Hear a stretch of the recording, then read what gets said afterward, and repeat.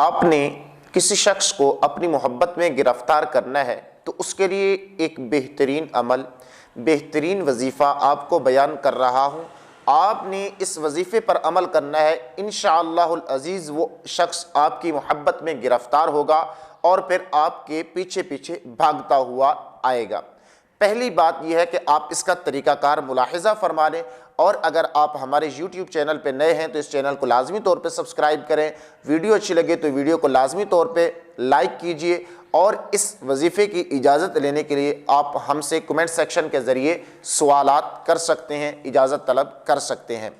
چلتے ہیں کہ آپ نے وظیفہ کیسے کرنا ہے۔ پہلی بات یہ ہے کہ جب بارش آئے، اس بارش کے جو قطرے ہوتے ہیں آپ نے ایک برتن میں ان کو اکٹھا کرنا ہے۔ اکٹھا کرنے کے بعد پھر آپ نے اس کے اوپر ایک دم کرنا ہے، وہ دم میں آپ کو بتا رہا ہوں۔ آپ نے اس کے اوپر دم کرنا ہے، اور کتنی مرتبہ آپ نے اللہ رب العزت کا کلام پڑھنا ہے میں آپ کو بیان کر رہا ہوں۔ 313 مرتبہ آپ نے پڑھنا ہے، اور پڑھنا بھی بسم اللہ الرحمن الرحیم ہے۔ یہ آپ نے 313 مرتبہ پڑھ کے بارش کے قطروں کے پانی کے اوپر دم کر کے اس کو پلانا ہے۔